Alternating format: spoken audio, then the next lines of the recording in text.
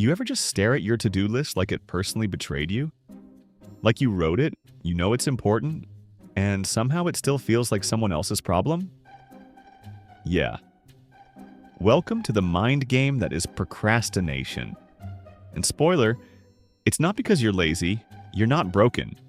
You're just human. So let's break it down, because once you understand the psychology behind procrastination, you can actually outsmart it. Trick it.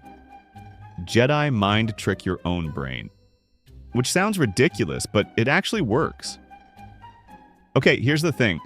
When we procrastinate, we're not avoiding work. Not really, we're avoiding feelings. That's the secret sauce right there. It's not the essay or the taxes or the dishes that's the problem. It's how those things make us feel. Overwhelmed, anxious, bored, unqualified, whatever it is. Your brain picks up on that discomfort like, nope, not today. So what does it do? It chucks you into the land of temporary relief. YouTube rabbit holes, fridge investigations, the sudden desire to reorganize your sock drawer, and that moment of relief. It's addictive.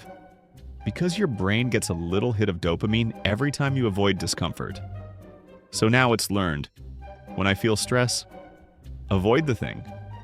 It's not sabotage, it's survival. Just really outdated survival logic. But here's where it gets interesting.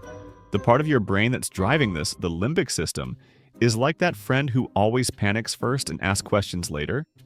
Then there's your prefrontal cortex, the logical planner part of your brain, the one that's like, hey, we should probably do the thing so future me isn't crying at 2 a.m. And guess what? Those two parts are basically in a tug-of-war all day long. So how do you trick the limbic system without setting off the alarms? You make the task feel safe, not big, not overwhelming, not write an entire research paper and fix your life in one sitting. Just one tiny action. Not even a step, like half a step. A toe wiggle in the direction of progress. Your brain is dramatic, but it's also kind of dumb. You say, just open the dock, and it's like, oh, okay, that doesn't sound painful. And then boom, you've tricked it, because now you're in motion. You're past the hardest part, starting. Here's something wild. In psychology, there's something called the Zeigarnik effect. Basically, once you start something, your brain kind of nags you to finish it. It keeps that tab open mentally, so the key is starting badly. Start wrong, start messy, but just start. Because once you're in it, finishing becomes its own kind of relief. Now, I know what you're thinking. That sounds great, but I still don't feel like it. And yeah, that's the point. You don't need to feel like doing something to do it. Motivation doesn't show up before action, it's the other way around. Action creates motivation. Think of it like this. You don't wait to feel warm before you build a fire. You build the fire and then you feel warm. So when you're stuck in that brain fog of, ugh, not now, you don't fight the feeling. You don't wrestle your way into productivity. You sidestep the feeling. You say, all right, brain, I hear you. We're not doing the whole project. We're just opening the file. Or, we're not going to the gym for a full workout. We're just putting on the shoes. Your brain's like, fine, whatever. That's chill. And then, 3 steps later, you're doing the thing you swore you had no energy for. It's annoying how well it works. Another trick? Time boxing. You say, I'm going to do this thing for 10 minutes, just 10. And then you set a timer. Because guess what? Your brain can handle 10 minutes. It just can't handle forever. This works because the anxiety around a task is usually worse than the task itself. But once you give it a limit, it stops feeling infinite and starts feeling doable. The pressure valve loosens. Now let's talk about guilt for a second, because procrastination loves to team up with guilt. You delay something, you feel bad, the guilt makes you feel worse. And then because you feel worse, you delay even more. It's like a toxic little dance party, and guilt brought all its worst friends. But here's the thing, guilt isn't productive. It feels like you're holding yourself accountable, but mostly you're just digging a deeper hole. You're not lazy.